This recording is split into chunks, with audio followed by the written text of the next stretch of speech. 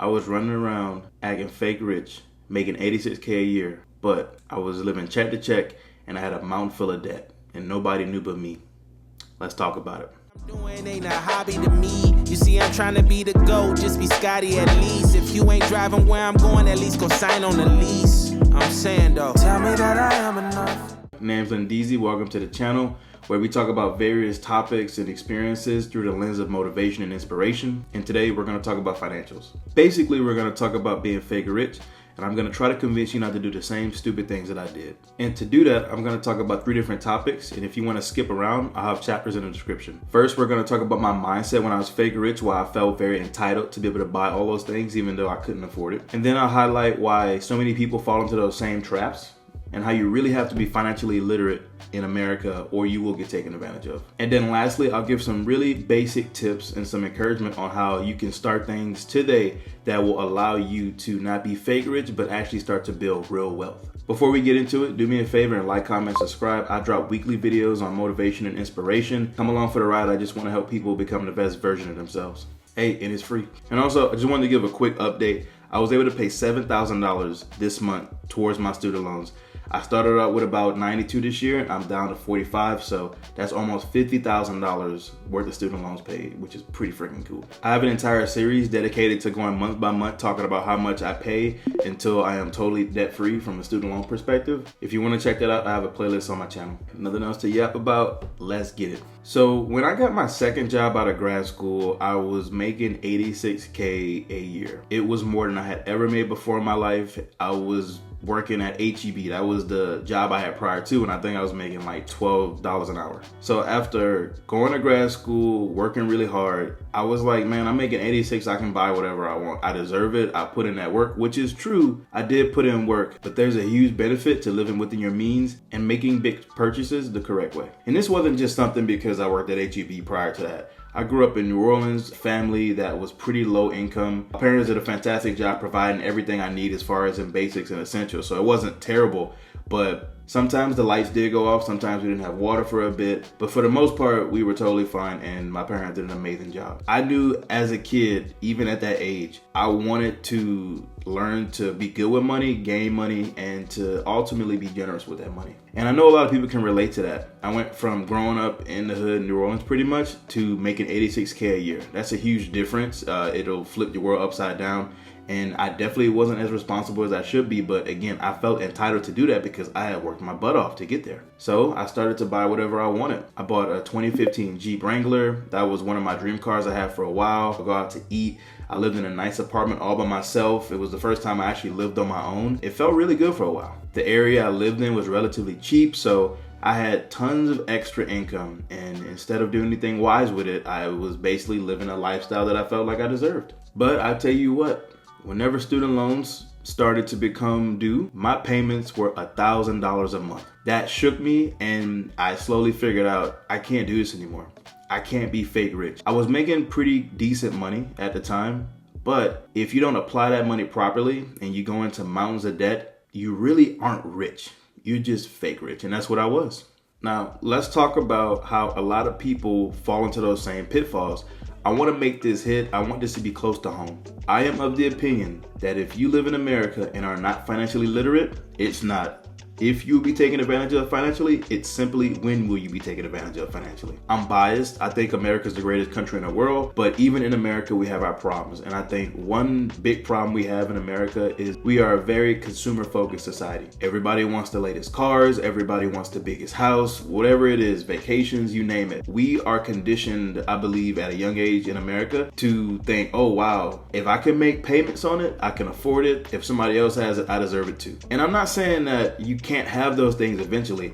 I just think because there's a thing called credit and loans, people want to buy things a little sooner than what they actually can afford them. And if somebody can make a buck off you in America, they'll try to make two. And obviously this isn't isolated to just America, but I live in America, that's my experience, and that's what I feel on a day-to-day basis. I mean, shoot, I went to go get my wife's oil change just the other day, and I just wanted an oil change. And by the time I ended up checking out, they had offered me maybe 3 to 4 different other options on how they could upsell the oil change. And that may be minute. That would have maybe added an extra like $50 to my total. I said no, of course. But let's think about these credit cards. When people use credit cards and they buy a big purchase, let's think about a laptop. The laptop costs base $1,000. If you don't pay that credit card off by the end of the month, interest is going to accrue on top of the value of that $1,000. So you will pay way more than just $1,000 if you aren't responsible with that. The truth is, if you can't afford the laptop straight out, you can't afford it. And I get it, right? Sometimes you do need to go in debt to be able to afford things, and sometimes that is the easier option. But I would highly encourage you to limit the amount of debt you take on, and if you do take on debt, pay it back aggressively. And it's really hard to avoid because you see so many people driving so many nice cars, big houses, but let's keep it a stack. It's all a facade because you don't know everybody's financial situation. Most people in America are living check to check, statistically speaking. Car notes make people feel like they can afford a car. That's really expensive. I actually just made a video about how I was deciding between buying a Tesla or keeping the older car that me and my wife have now. We ended up keeping the older car because I want to be able to buy a Tesla outright later when I can actually truly afford it. Don't go into debt trying to look rich for people who also aren't rich, right? You don't know everybody's situation. You don't know what they're going through. You don't know what they have to do to afford everything they have, or even if they can afford it. So mind your business and do what's best for you at the time. Comparison is the thief of happiness. And if you do it in the wrong way to try to compare yourself and to gain what they have, you might end up worse than what they are. And I'm not trying to get preachy and sound like I know everything. I don't. I made those same mistakes. I may make some of those mistakes in the future. I'm a human being. I get it. I feel you. But if you want to build true wealth, not living check to check, and truly being able to afford those luxuries of life, you have to do it in the correct order.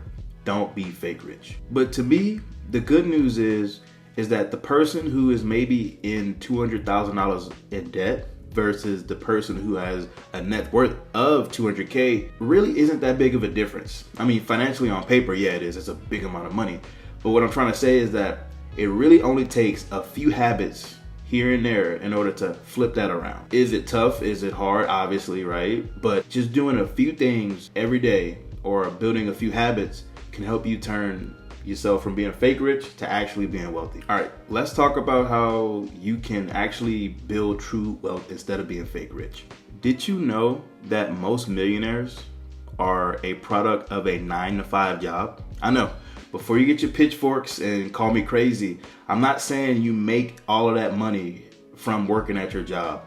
What I'm saying is that it can be a regular salary that allows you to be able to save money over time, and you will be a millionaire by the time you retire. Is it a situation where you create a company, you create an app, and you're a millionaire, within 5 years? No, it's not. That doesn't happen most of the time.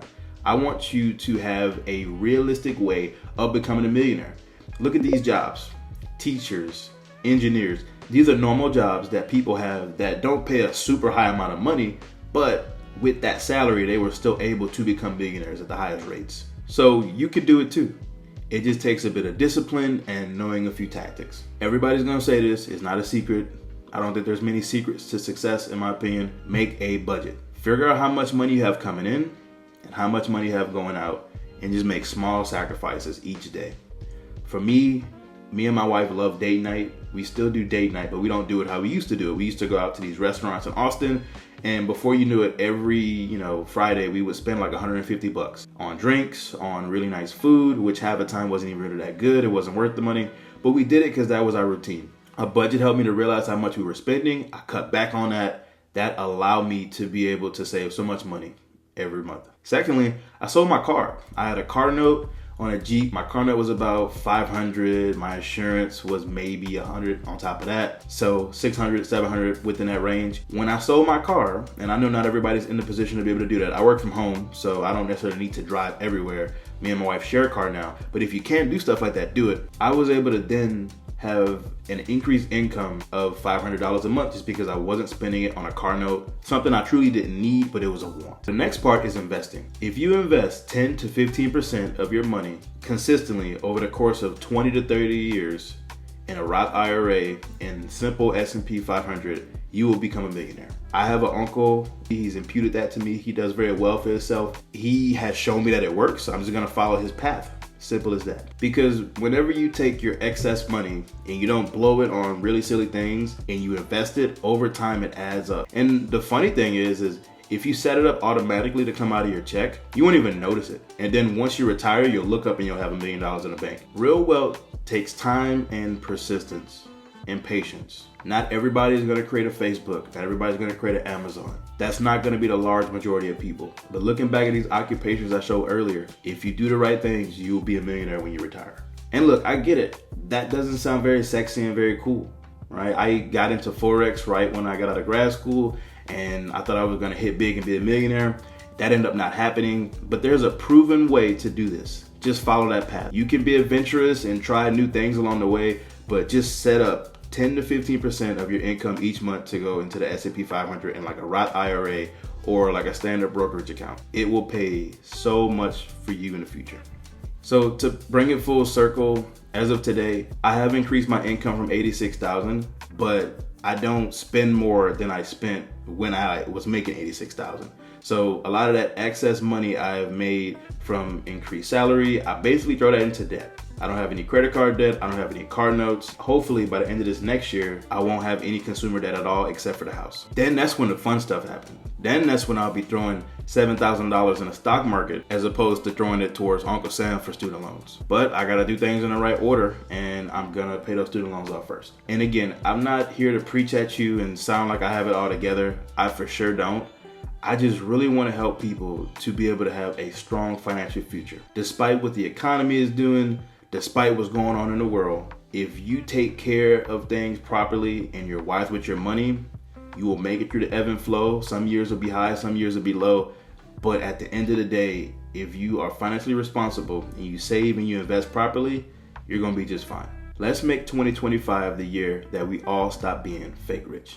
Now you get it. This is a part of the video where I give a friendly challenge. And this challenge is meant to help you apply something that I talked about in the video so you can start to get on the path to not being fake rich. Make a budget. Don't even try to take anything away out of your budget. Just look at what you have coming in each month and what do you spend it on the most. There's so many apps that do this for free. They break down what you spend on what categories, and just look at it and observe it. I want you to see where your money's going. Once you see that, then you're like, oh man, I spend way too much money going out to eat. That's my problem. I cut that and I save so much money. Take control of your finances, stop being fake rich, and you literally will set yourself up and your family for generations to come. It really starts with one decision. You can make that decision today. All right, that's all for the video. I really appreciate you watching all the way to the end. If you haven't already, please do me a favor and like, comment, subscribe. Again, I plan on dropping videos every single week, but in the meantime, go ahead and check out this video up on screen.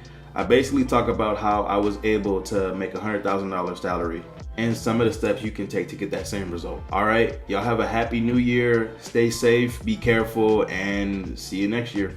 I know it was corny, I had to say it though. Peace.